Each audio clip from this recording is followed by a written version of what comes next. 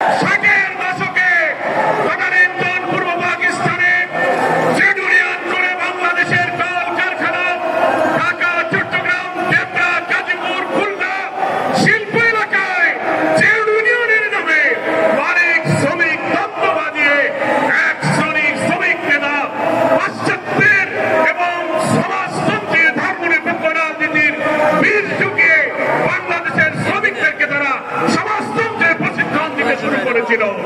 অনেক কারখানায় মালিক শ্রমিক দ্বন্দ্ব বাঁধিয়ে তারা যে নাস্তিক্যবাদী ধারার সূচনা করেছিল, তারা বলতো শ্রেণী সংগ্রামী হচ্ছে পৃথিবীর ইতিহাস।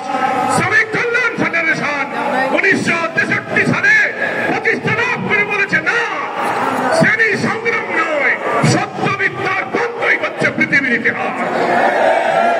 শ্রমিক কল্যাণ ফেডারেশন মালিক শ্রমিকের দ্বন্দ্ব নয়, সৎ মালিক সৎ শ্রমিকের সম্মেলনের মিলিত প্রচেষ্টায় কল কারখানা অর্থনীতির উৎপাদনের চাকাকে সচল রেখে একদিকে শ্রমিকের অধিকার, অপরদিকে অর্থনীতির চাকাকে সামনে নিয়ে যাওয়ার এই নতুন ধারার সৃষ্টি করেছে শ্রমিক কল্যাণ ফেডারেশন।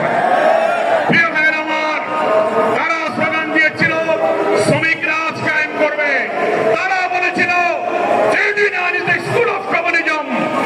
শ্রমিক কল্যাণ কল কারখানায় শ্রমিকদের মাঝে ইসলামের মহান শ্রমনীতি, আমাদের প্রিয় নবী মোহাম্মদ মুস্তাফা সাল্লাল্লাহু আলাইহি ওয়াসাল্লাম যে আদর্শ অনুপম শ্রমনীতি দিয়ে দুনিয়ার দাস, শ্রমিক, দুঃখী, বঞ্চিত, অনাহারী, অন্নহীন, বস্ত্রহীন, নিরন্ন মানুষের মুখে হাসি ফুটিয়েছিলেন। শ্রমিক কল্যাণ সেই শ্রমনীতির দাওয়াত দিয়েছে।